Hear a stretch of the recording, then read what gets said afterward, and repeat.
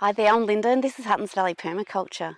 In today's video I thought we'd have a quick look around the front veggie garden, see what I've been doing, see what's still to be done, and also grab a few things to take to the kitchen. Just at the start of the garden I've got my perennial bed on one side and the annuals on the other. Over here with the strawberries, they're just starting to kick in, although I do have some critter problems. Some little critters are just pinching off the strawberries at any stage and piling them up in piles, which I haven't seen before. So I'm not sure if that's our bush rat or not, but it's a bit annoying. I've got the artichoke flowers that I'm actually just now leaving to go to flower because the bees really love that. The asparagus is all finished and just starting to make the ferns. And down the end I've got the comfrey, which at this point I should be harvesting and using as a mulch, probably on my sweet potato bed. But the bees really love it, and the blue banded bee particularly loves it. So I find it difficult to move that on, but if I don't, it will start to form seeds, and then you're just spreading seeds around the garden and you'll have comfrey everywhere and nothing else. Just across from my perennial bed, I've got my corn bed starting. Now it's just a nice fresh eating corn, a sweet corn, and I have interplanted with some frost beans, which are a climbing bean.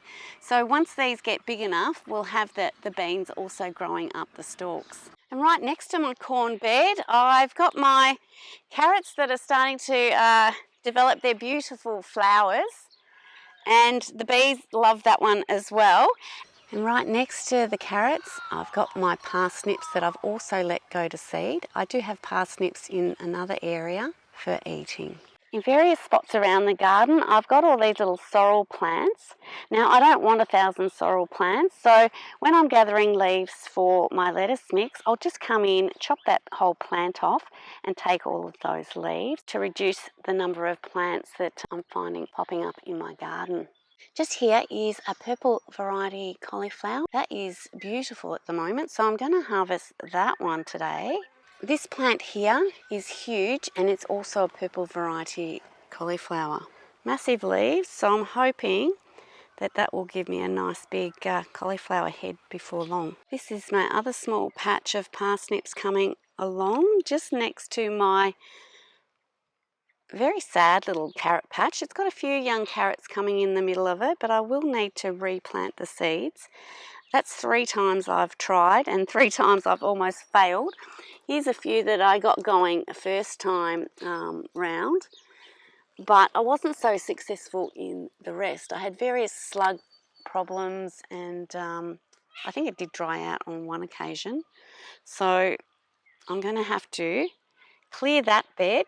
This is down the end of one of my winter beds and it is in need of renovation. It's got lots of lettuce going to seed, which I generally like to leave go to seed, but I don't need that many at the moment. So I'm going to clear that end, extend my carrot patch into here, and hopefully, if the weather's not too hot, I'll be able to get some carrots germinating in this space pretty soon. Just here, I've spotted another cauliflower. That's one of my white cauliflowers. So that's ready to take in. And just next to it is the purple cauliflower once again. And I did find that that creates these shoots, so you can take them at that stage, and I've been using them as a side dish or in stir fries. Now it's in this bed here that I've recently done a bit of work. I had to clear out some of the old plants that were growing, and it's where I took my garlic harvest from. I do have to clear out some of this celery that I was going to leave go to seed, but it seems to have collapsed, so I'll need to get rid of that, put that up in the compost. But basically all I did in this space was clear the weeds just by cutting them off at the root, get rid of any of the old plants, and then I've done a topping of mushroom compost because it was very close to the soil in this area.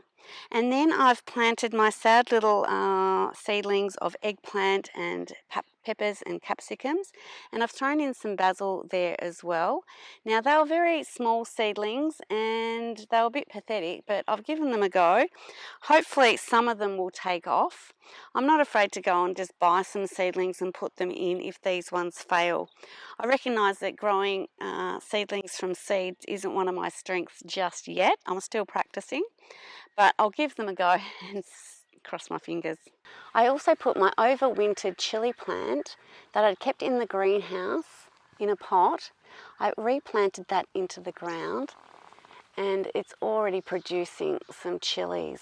That seems to have transferred out here quite well. Just here I've still got my snow pea, which is nearly finished. I do want to move this on fairly soon because I want to get my cucumbers growing on this trellis.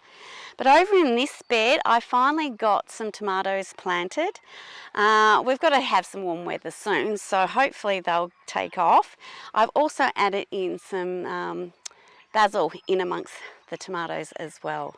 Now I've talked about these beans in a different video, but my theory was to plant beans when I prepared this garden bed, which was quite a while ago, and just chop them off when I put my tomatoes in, and in that way it will release nitrogen to the soil. Now what I'm going to do, because I find that really hard now that they're all flowering and looking pretty good, I'm just going to see how they go together with the tomatoes for a little bit. I will cut around the tomatoes to make sure they're getting adequate light, but if these grow up the trellis and leave the tomatoes alone, I'm just going to see how that works for a little bit. If it does look like it's impacting my tomatoes, I will cut them out, but for the moment I'm just going to let it go and cross my fingers once again. Here I've got some volunteers, which again I'm just going to leave and see how they go. I've also just thrown in some rocket seeds into the gaps, which is a quick growing crop, which I'll soon be harvesting and that'll be out the way. I've also been trying to add in a lot more flower diversity into my gardens to bring in more pollinators and just create a little bit more beauty out here in the veggie garden. This one's a pink cosmos, and I've got a mix of zinnias that are starting to bloom. And this one here is a hollyhock, which I can't wait for the hollyhock to come out because I haven't grown those before. I've got the usual nasturtium and some volunteer chamomile in my veggie patch, which I will leave. And here's another hollyhock at the end of my tomato bed. And this little one is a variety of California poppy. In this garden bed here, I've got some snow peas up on the trellis, but down below, also sort of climbing, is some shelling peas. Now I've been grabbing lots of those shelling peas, blanching them and putting the peas into the freezer, and I really love to use that during winter. The snow peas, I've learnt that they're not great frozen, so I've been using those as much as I can in all sorts of different recipes. Just here is the remains of peas that some little rats have decided to nibble on. So I'll be harvesting these all as quickly as possible, just to beat all the little critters to them. If you haven't grown your own peas before, I'd recommend giving it a try. They're really sweet and beautiful. Look at all of those gorgeous little peas. And eating them straight off the vine like this is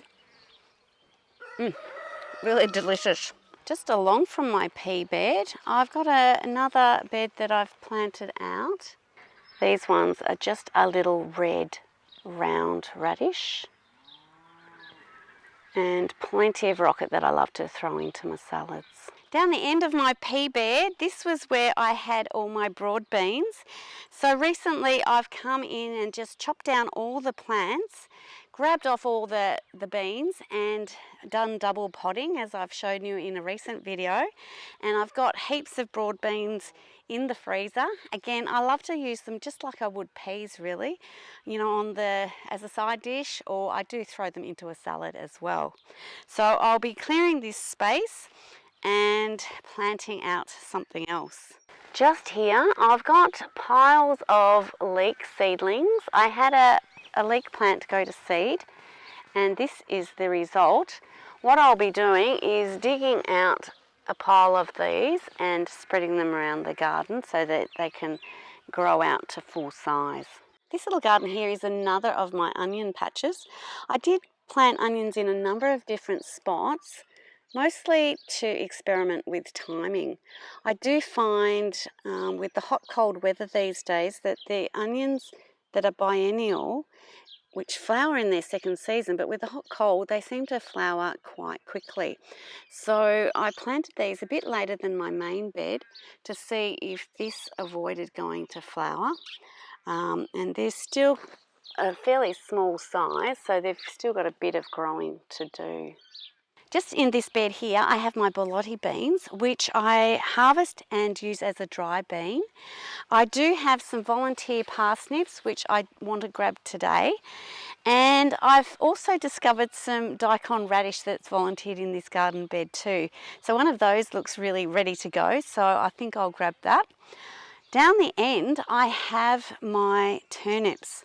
Now, the turnips are just about finished. Most of them have gone to seed, but I've noticed a couple that still haven't. So I might grab some of those. And then I've got another bed of onions that I'm going to be harvesting early and using as a pickling onion. Just next to the small onions, the beans and the turnips, I've got my fennel bed going to seed. But I have planted a couple of zucchinis in here, which were getting a bit smothered by all the fennel. So I have done a bit of a clearance, and that will be heading off to the compost. And I've had to move some of these celery plants which were flowering and going to seed. So hopefully these guys will get a little bit more sunshine and get those wonderful zucchinis happening. And that brings us to my main onion bed, which are looking like they're just about ready.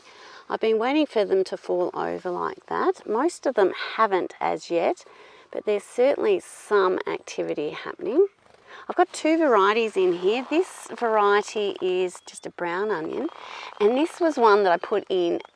It was called a pickling onion, but I didn't pick it at a small size, and it's turned out to be a really large white onion.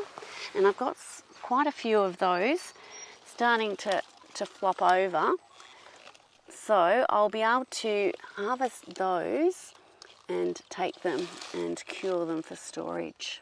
Now to the furthest end of my veggie garden, I've got my new sweet potato patch, and because we've been having a little bit of warm weather, I've noticed some starting to grow, which is pretty exciting.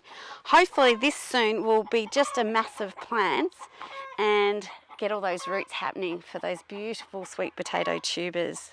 The little pumpkin seedlings that I put in recently in between my potatoes and sweet potatoes haven't grown a lot, but they haven't died, so that's good. The pumpkin seedlings in another area of the garden where they've had more fertility from the chickens are really going a lot better.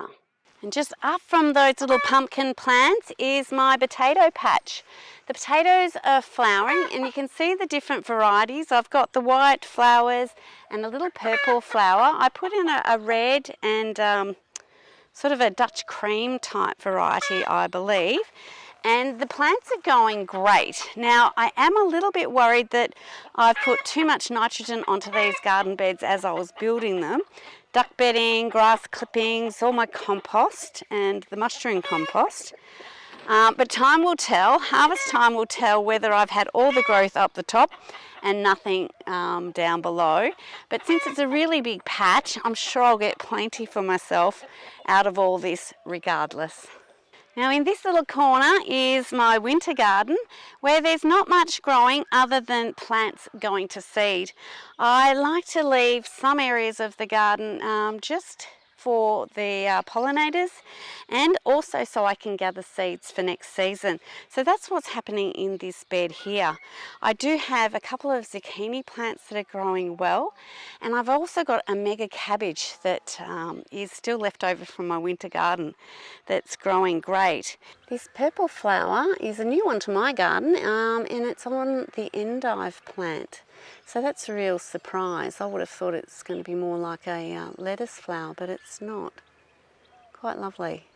Certainly one of the reasons I've got such a large garden for myself is just so I can let areas go wild. It's quite beautiful seeing the plants go from seed through to seeding, and all the different types of flowers, and see all the different pollinators that really come in and enjoy it. So this is kind of like my wild space for summer. Then it will turn productive in winter while the rest of the garden goes wild. Also, leaving those flowers just creates quite a bit of interest in the garden. Now that we've had a look around, I am going to grab some food for the kitchen. I'm going to have some roast veggies and a side dish of greens. Now, I do like to grab some kale, and one of my favourite things to do with kale these days is to slice it up, add in some sliced onion, and also use a whole heap of my snow peas that I'm growing at the moment. Slice those up. You fry up the kale and the onion, and then add in the snow peas so that they're still crisp by the end. You add in some garlic to that, stir it up, salt, pepper, fry it up in whatever oil you've got, as long as it's healthy for you and it's not the seed oils. And I'm finding that really delicious as a side dish for all sorts of things.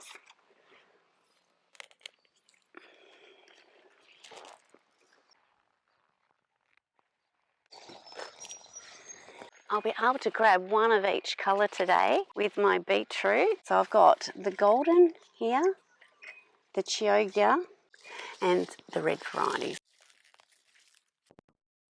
Look at the colours of those. I like to roast up quite a few veg at the same time because I like it as the roast vegetable dish, or you can have roast veggie salads or add it to, dips or all sorts of things if you've got some roast vegetables in the fridge already. Right, in this garden bed I'm going to try and get out the daikon. And that's quite a nice daikon. They are going to seed at the moment, so it's well worth getting it out at this stage. And right next to it, I'm going to try and get this parsnip out. There's actually 2 parsnips right here, so we'll see how we go. There we go, that's a nice parsnip root. And I should be able to clean that one up, and that'll be great in my roast.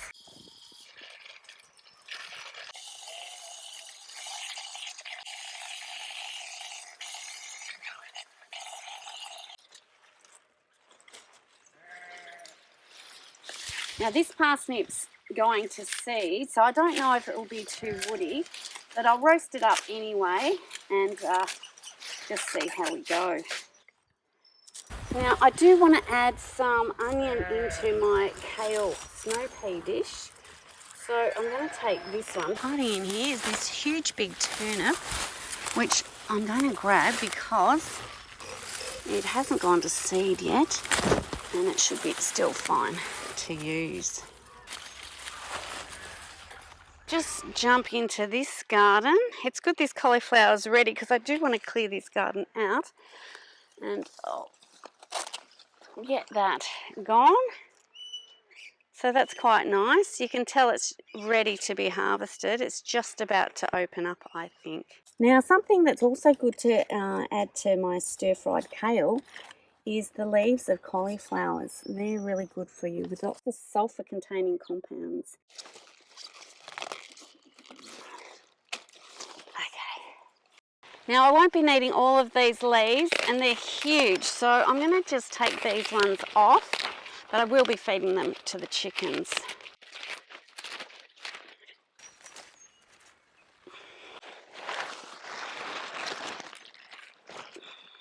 The last thing I need to grab today to go with my roast meal is some snow peas. I've got snow peas in a couple of different spots, and I've got heaps growing at the moment. And as I mentioned before, I don't like them frozen. So I've been using them in salads and in stir fries and in curries, and finding a way to use them so that they're still fresh. Well, I think that's enough for me for the week. I'm going to take that inside, give it a wash and get it into the fridge ready for cooking. I hope you've enjoyed today's video. If you did, please give me a thumbs up and consider subscribing if you haven't already. Thanks so much for watching, and bye for now.